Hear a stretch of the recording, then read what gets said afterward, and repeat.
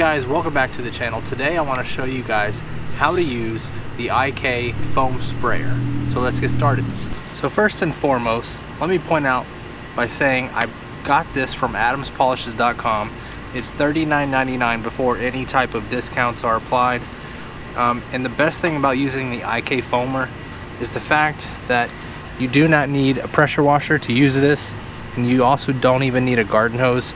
All you need is to be able to fill it up with water to the 0.75 liter mark, and then right at the very bottom line here you want to add your favorite product to use, whether it's wheel cleaner, which is what I'm going to be using today.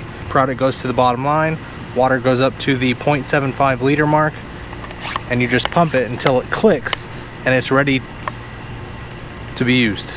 So today I'm going to be showing you guys how to use wheel cleaner with the average foam tip. So let's get started by filling the canister up with water. So it's easy enough to do. All you do is just take it and twist it counterclockwise. You'll see the pickup tube and the filter right there. You take your garden hose. You don't, like I said, you don't need a garden hose for this. You can do it in your sink, in your house, your apartment, whatever it may be. So once you have it filled up to the 0.75 liter, you take your, in this case I'm using wheel cleaner. Doesn't take a lot, just enough. I'd say about 2 ounces of product. Whether you're using wheel cleaner, tire and rubber cleaner, all-purpose cleaner, car shampoo, ultra foam shampoo, pretty much any product can be used. Take your assembly, turn it clockwise, and it's ready to go. Now what I always suggest doing when you clean any wheel, whether it's chrome or aluminum in this case, or maybe it's a triple plated chrome or a high polished or powder coated plasti dip, whatever finish of the wheel you're working with, always make sure to rinse off the dirt before you put any product or agitation to the wheel, so that you do not inflict any damage or scratches to the wheel itself. So let's get started.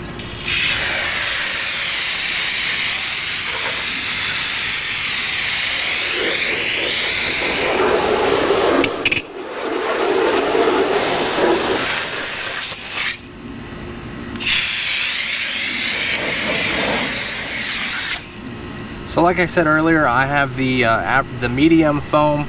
There's a dry foam and a wet foam. I have the medium foam attached right now, so I'm going to hold the canister, give it some pumps here.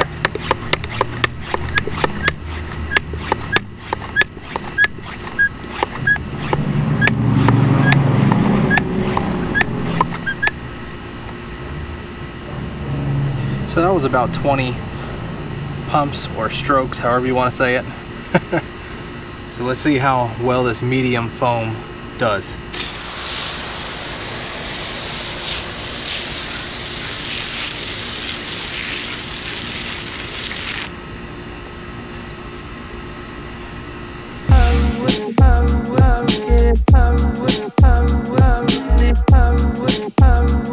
So as you guys can see, I don't know if you can see it well enough, but it's already starting to pull off the iron, the embedded iron contaminants that are on the rotor, all the brake dust.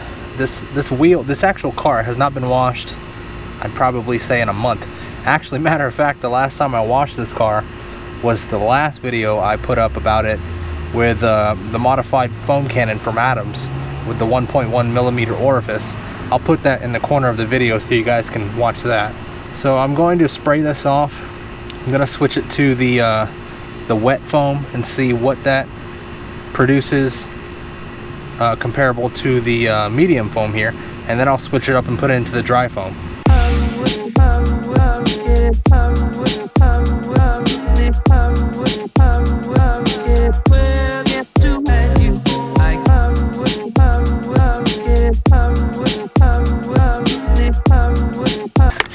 Alright, so I got the orange tip in there. It took me a minute to figure out how to do that. It didn't make sense to me, but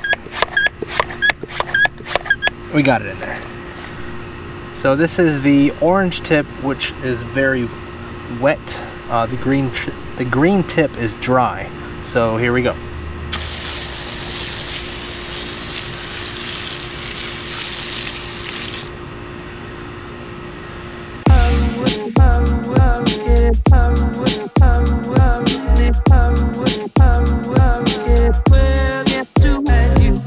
So as you guys can see there, it's already running off of the wheel quite nicely.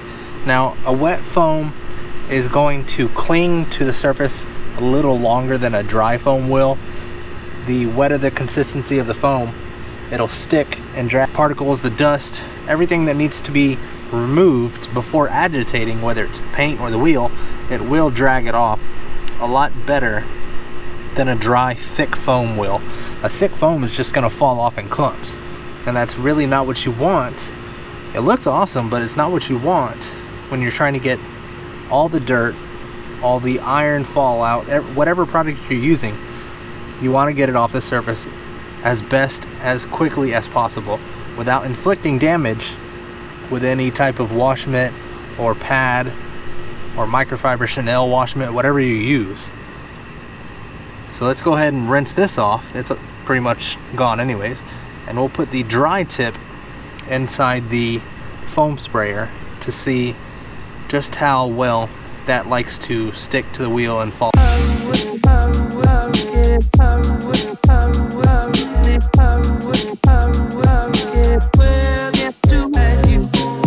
Okay, so I've got the green tip in there now, and if you guys aren't wondering what I'm talking about, behind this purple nozzle there's that little filter, and the orange and green insert will go inside that. So it's basically the purple filter, the purple nozzle, the white filter, and then the tip, and it all gets seated in here with this nozzle. And on the back side of this there's a pressure relief valve, so I'll show you that.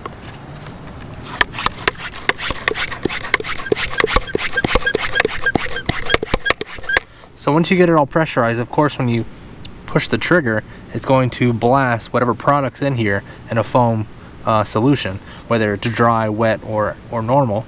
And say you need to completely undo this tip, which this entire unit right here will come out. So when you're unscrewing this, if you put it on too tight, careful. Just be careful, because there is pressure in the system. So on this other side there's a pressure relief valve, and all you do is grab it and pull up, and you hear it released all the pressure in there. And now if I push the trigger, there's nothing coming out.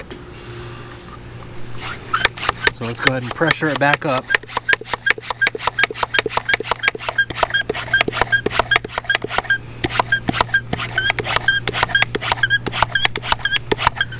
So this is the dry foam. Here we go.